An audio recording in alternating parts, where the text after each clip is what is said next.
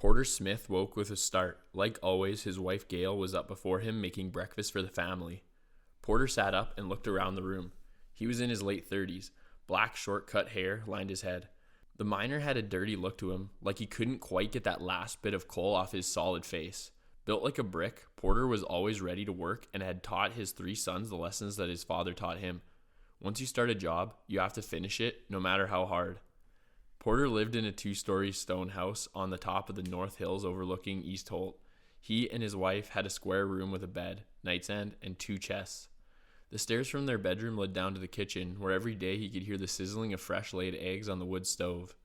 He peered through the window beside his bed at the beautiful morning view of the village. The sun was just starting its usual rise into the sky, and the village below was peaceful as it usually was this time of day.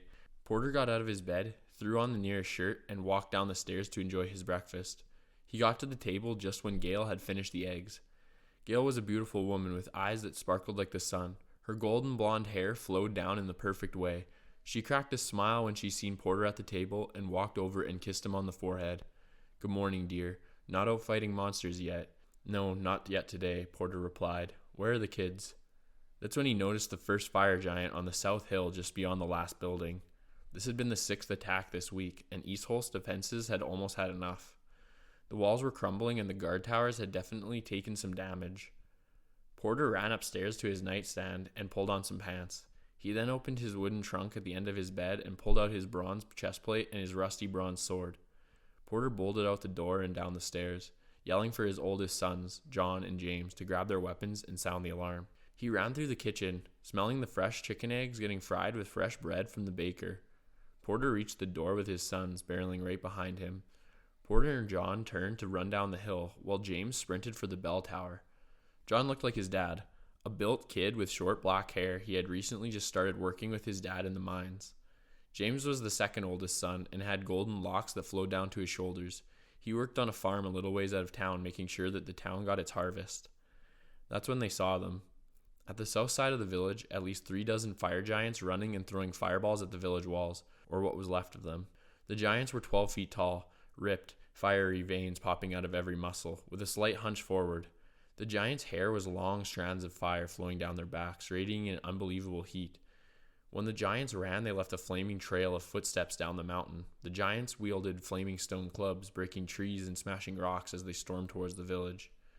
Porter and John had just reached the village when the bell rang over the hills. As the two ran through the village to get to the south side, the streets were filled with men holding their weapons and running to the giants. As they reached the hill, the first few monsters fell with ease as the men hacked away at the roaring giants. Porter swung his sword right into a giant's chest as it burst into flames. 3 arrows whizzed past Porter and into the next wailing giant. Porter looked behind him to find 2 of his best friends, Ben and Jerry Baker. "Nice shot, Baker," Porter said. Ben turned and fired another 3 arrows into a charging giant. 24 down, 12 to go, Porter laughed.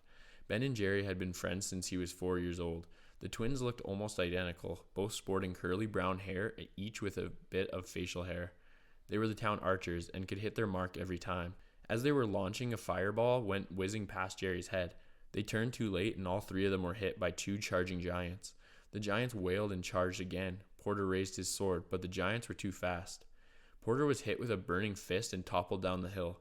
The 2 giants raised their fists and bellowed, but the giants fell to the ground with what looked like throwing knives shaped like crosses lodged in their foreheads. Porter got up off the charred ground. His chest plate had been torn apart from the giants' charge. He looked past the dead giants and saw another friend, Father Donovan Bradley, his warhammer on his back, walking through the smoke toward the 2 giants. As he knelt down beside the giants, he said, "I see my throwing crosses saved you again, Smith." "Lucky shot, Father," Porter replied. Donovan got up and looked across the hill. The giants had charred almost everywhere, and there were giants everywhere. Another attack. "That's the 6th this week," Donovan said.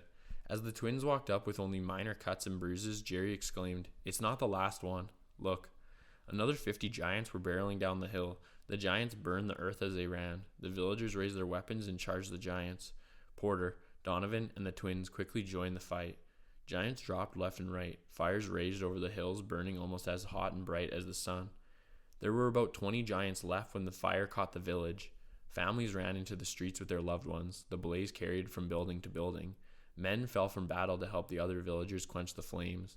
As the fire was fought, the battle with the giants raged on. Porter sliced through 2 giants as they charged the Forge Master, Harold Minks. He ran towards 3 more giants surrounding John and James. Porter stabbed his sword in the first giant's back. The giant crumpled to his knees and collapsed. Porter swung at the next giant, but the second giant was faster and smarter. The giant backhanded John and he flew through the air. The giant gripped Porter's sword and snapped it in half. It hit Porter with his club, and he flew through the air and onto his back. Porter yelled in pain. His shoulder felt like his bone had been shattered. The giant towered over his body to strike. Porter rolled as the giant's fist smashed down on the spot his head was. He rolled and dipped, dodging the giant's flaming fists. As he streaked around the charred field, Porter caught a glimpse of John lying in a heap unconscious. As he seen his unconscious son, Porter leaped for the broken sword. He grabbed the blade of the sword and thrust it into the giant's right leg. The giant wailed and tried to trample Porter, but he just pulled the blade out of the giant's leg, and the giant toppled over. Porter rose to his feet and smashed the blade into his back. The giant burst into flames, and Porter sprang to John's side. Porter grabbed John. He and James hauled him back to the burned village. They took him straight to the hospital. The doctors took him for healing immediately. The hills were piled with ash. Broken pieces of armor and weapons were scattered across the now empty field. Where trees and bushes used to be, there was now charred pieces of earth. Porter watched the last of the fires being quenched. Almost a quarter of the village was now gone. The walls were now completely destroyed. The bakery, the alehouse, and the library were gone. The bells rang across the skies. "What a morning," Donovan said. "Most of East Holt has been destroyed and the sun's barely up." "Nothing beats a morning workout," Porter said. The bells rang again, this time with a different ring that signaled a town council meeting. Porter, Donovan, and James walked toward the town square. The mayor, Crane Browning, was gathering everyone in the village there. After a few minutes of murmuring, Crane finally got the attention of everyone. "Our scouts have received information behind the monster attacks. They discovered a portal, and after much observance discovered that the monsters were emerging from the portal by the handful. But these monsters aren't like normal monsters. They seem to be coming from the underworld, and all seems to have their own minds, unlike other monsters. Those fire giants you fought, they were from the portal." "We'll be sending a party to go and destroy the portal," Kane said. Donovan was the first to walk up. He gripped his warhammer and motioned for more to join him. James and Porter, the twins, and a few other men walked up to assemble with Donovan. "Good luck. This is a dangerous mission, and we will be expecting you back by sunrise in 7 days." Porter went straight to the blacksmith. He walked down the street with James. When they arrived, James was given new equipment, and Harold gave Porter a new sword, helmet, shield, and armor. The sword was a long bronze classic blade with a bone hilt. The shield was a lightweight iron shield with a grizzly bear hide surrounding the edge. A diamond-shaped ruby was embedded into the center of the shield. They spent the day going to merchants and stocking up on supplies for the quest. According to the scouts, the portal was hidden under the ground somewhere around the West Mountains. After they had made their last stop at the stables, getting 10 horses for the journey, Porter and James arrived early at the town square. The center of town was pretty exempt, except for Kane, the twins, and Father Don. After about a half hour, the other 5 men finally arrived. The men were discussing a plan on how to find this portal. The first man was a darker-skinned fellow that went by the name of Gray, Frederick Gray. Frederick was an average-built man with messy brown hair, knotted from the earlier fight. He wielded a battle axe and a golden shield. Frederick was a strong fighter. For being the town doctor, he could always be counted on to heal any injury. Along with Gray came Porter's son John, surprisingly with only a gash under his left eye. Next was Pack and Ty, 2 friends who worked for Farmer John just south of town that was totally destroyed during all the battles.